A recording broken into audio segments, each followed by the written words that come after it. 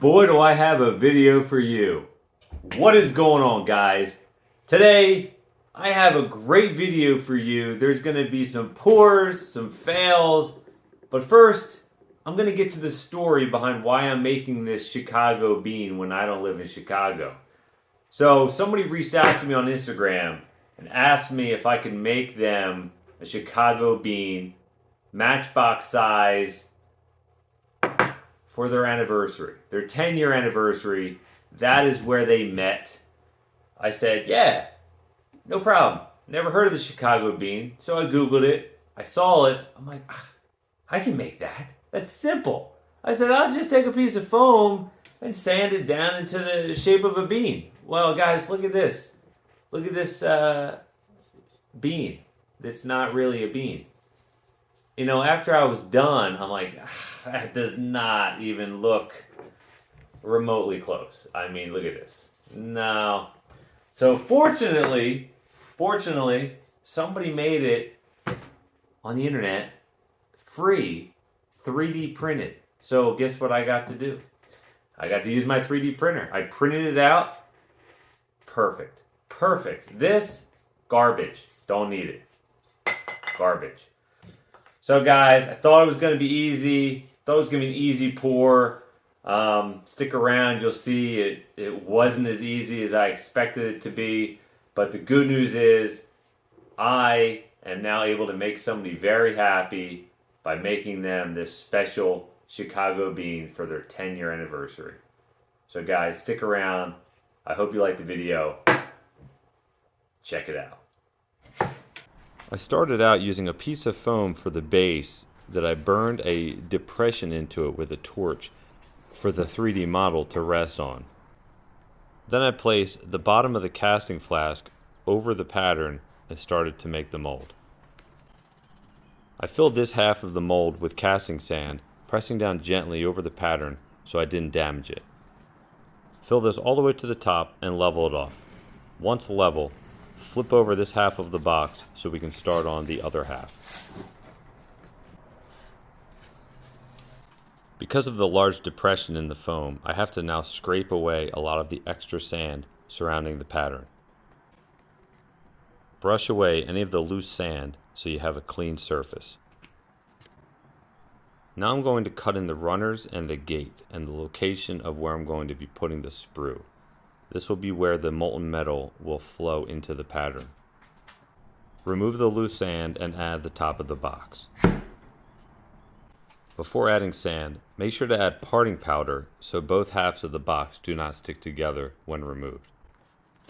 Fill the box with sand all the way to the top, ramming it down and leveling it off. Separate the mold box and inspect the impression the pattern made into the sand. Gently tap on the pattern and then flip over the box to remove it. Now with the top of the mold box, I'm going to scrape away the runners and the gate. Remove the loose sand in any means necessary. I used a small screwdriver to poke 2 little holes to try and help any of the gases escape from the mold. I then used a piece of copper pipe to press down through the sand to create a sprue. The sprue is the area where the molten metal will flow into the mold. I'll then carve out a larger opening on the top of the mold box.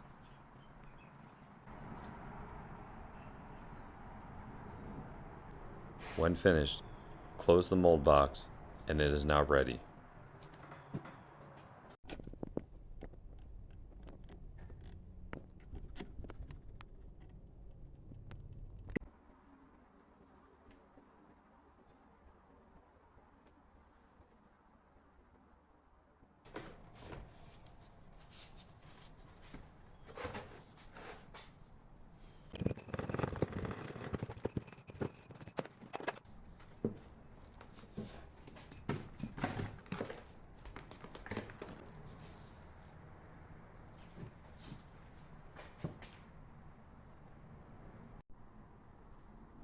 Everything looked good until I saw this. Some loose sand must have broken loose. Isn't that something? Just couldn't come out perfect. It looked perfect until I saw that imperfection. So I'm going to try it again, but this time instead of having the pattern this way, I'm going to make it so it's this way with the larger area facing up. The part where you're going to see the most. You're not really going to see the bottom because it's going to sit on a table, like this. You'll never see the bottom. So let's make sure, or try to make sure the top surface finish will be, well, perfect. We want it to be perfect. That's what we want.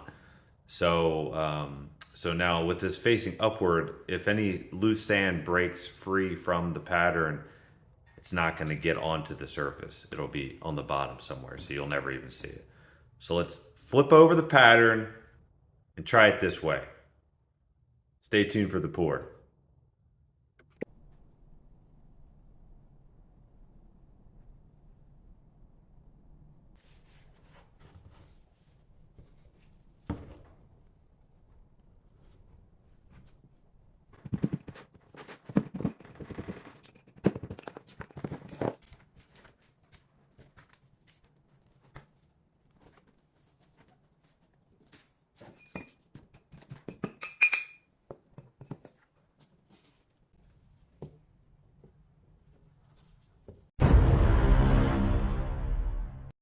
Oh yeah, we forgot about shrinkage. Can't forget about aluminum shrinking, can we? Oh, that darn aluminum. So this time I'm going to do it the same way, but I'm going to add a little bit of extra aluminum on the top. So when it does shrink, hopefully I have enough. Yes, I have to do a lot more grinding to get rid of that extra aluminum, but hopefully it will help to get a better cast. Third time's a charm. Let's see.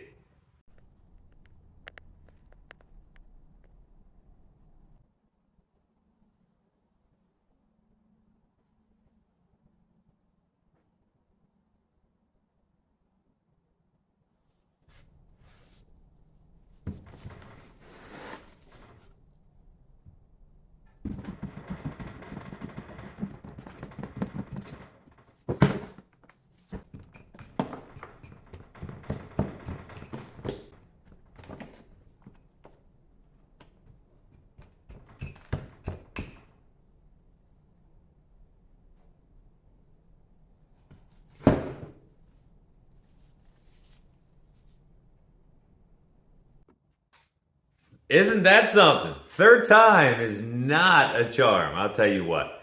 So there is a little bit of a depression still.